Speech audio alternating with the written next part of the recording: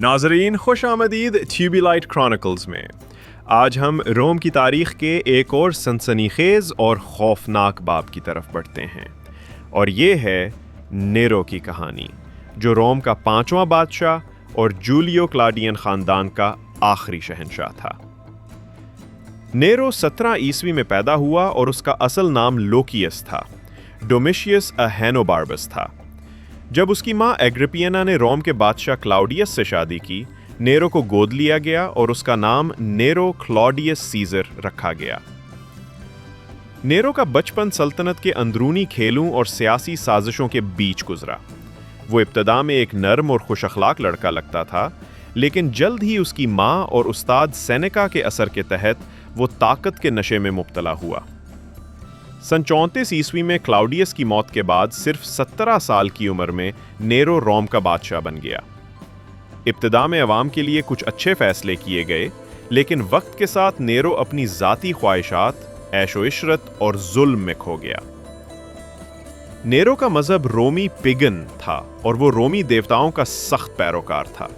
اسے عیسائیوں سے شدید نفرت تھی، کیونکہ وہ رومی خداؤں کو نہیں مانتے تھے اور سلطنت کے قوانین کی مخالفت کرتے تھے۔ اس نفرت کی وجہ سے نیرو نے عیسائیوں پر ظلم و ستم کی انتہا کر دی، انہیں جلایا، اذیتیں دی اور جانوروں کے آگے ڈال کر مارا۔ نیرو کی ذاتی زندگی رنگ ریلیوں، فضول خرچی اور غیر اخلاقی تعلقات سے بھری ہوئی تھی۔ اس نے کئی شادیاں کیں۔ آکٹیویا، اس کی پہلی بیوی، کلاڈیس کی بیٹی جسے بعد میں قتل کروا دیا، پوپیا سبینا، سب سے مشہور بیوی اور حقیقی محبوبہ جسے نیرو نے سب سے زیادہ اہمیت دی۔ ایکٹ، ایک گریک سلیو اور پرانی محبت۔ نیرو نے اپنے کچھ قریبی ساتھیوں اور محافظوں کے ساتھ بھی مردانہ تعلقات رکھے، جیسا کہ تاریخی حوالوں میں ذکر ہے، اور بعض معاملات میں یہ تعلقات ذاتی اور سیاسی دونوں نوعیت کے تھے۔ نیرو خود کو بڑا فنکار اور گلوکار سمجھتا تھا، اور سیاست کے بجائے موسیقی، گانے اور کھیل تماشوں میں زیادہ وقت گزارا۔ سن 64 عیسوی میں روم میں خوفناک آگ لگی جس نے شہر کا بڑا حصہ جلا دیا۔ کہا جاتا ہے کہ نیرو نے یہ آگ خود لگوائی تاکہ پرانا روم ختم ہو جائے اور وہ نیا شاندار محل دومس اوریا، گولڈن ہاؤس تعمیر کر سکے۔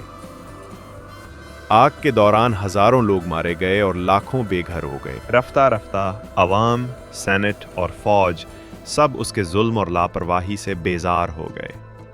بغاوت پھیل گئی اور آخرکار نیرو بالکل تنہا رہ گیا۔ جون 68 عیسوی میں صرف 30 سال کی عمر میں اس نے خودکشی کر لی، اور یوں جولیو کلاڈین خاندان کی حکمرانی کا خاتمہ ہو گیا۔